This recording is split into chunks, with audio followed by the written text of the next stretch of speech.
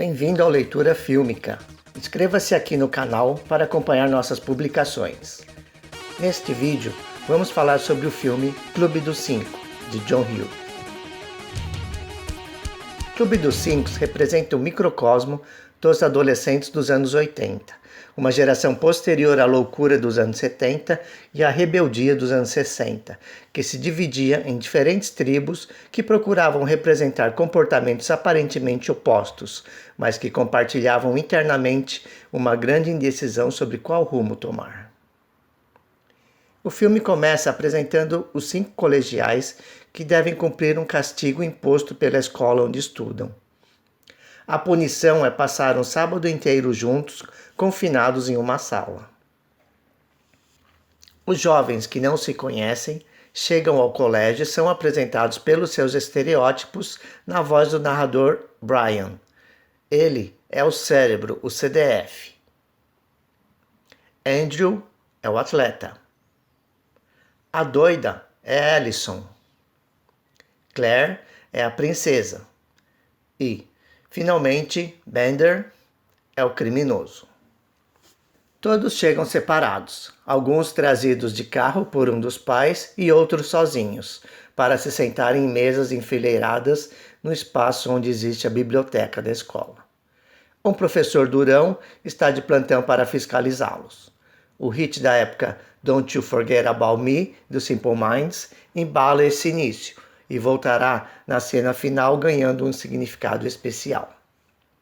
Nas carteiras da biblioteca, Claire e Andrew sentam-se em dupla na primeira fileira, alimentando o modelo do casal bonitinho formado pela menina riquinha e o rapaz atlético.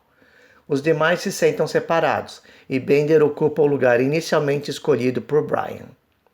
Lá no fundo, isola-se Allison, que nos 30 minutos iniciais do filme não fala uma só palavra. O que desperta algo em comum entre figuras aparentemente tão diferentes é o enfrentamento da autoridade representada pelo professor Vernon, que não consegue impor respeito com seu autoritarismo burocrático e repleto de preconceitos.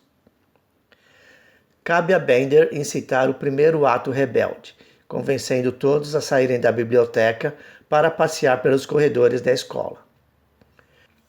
A sequência quebra o drama quase teatral do filme, quando coloca a música ao fundo e os personagens correm se escondendo do professor como as perseguições dos pastelões de filmes mudos. Para a trama, o momento é importante por apresentar outra face de Bender, que se sacrifica para que os demais da turma não sejam pegos. Mais para frente, o filme quebra outro preconceito. Quando Bender sai de cena para fumar um baseado, quem primeiro o segue é Claire, depois Brian e depois, finalmente, Andrew se encaminha para lá. Contrariando as ideias preconcebidas sobre os personagens, todos sucumbem à droga, exceto aquela considerada a mais maluca. A quebra dos bloqueios que eles se impõem para manter a aparência que desejam mostrar aos outros permite uma roda de desabafo extremo, quando o diretor e roteirista John Hughes mostra todo o seu talento ao escrever os diálogos dramáticos que funcionam graças a uma interpretação conjunta dos atores de sensibilizar qualquer um. É o momento mais forte de Clube dos Cinco, que abriu as portas para a geração de jovens atores talentosos chamados de Brat Pack, a turma dos pirralhos, um trocadilho com The Rat Pack, a turma dos atores com pinta de malandro, liderada por Frank Sinatra. Hughes, por sinal, era muito melhor roteirista do que diretor, tanto que sua filmografia conta com 47 créditos como escritor e somente 8 dirigindo. Assumia um estilo clássico de filmar, tendo ousado com mais evidência somente em Curtindo a Vida Adoidado, que é disparado seu melhor filme. Um pouco do que está nessa sua obra-prima aparece em Clube dos Cinco, quando cola várias cenas dos personagens dançando, já perto do final.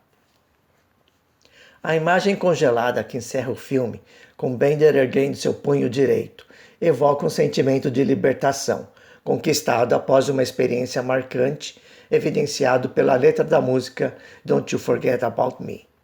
E fechando o clima já saudoso e melancólico da despedida dos jovens depois de passarem o dia todo juntos. O céu crepuscular do momento do adeus insere um tom poético à história, que conquistou na época a identificação de jovens com idade próxima à dos protagonistas.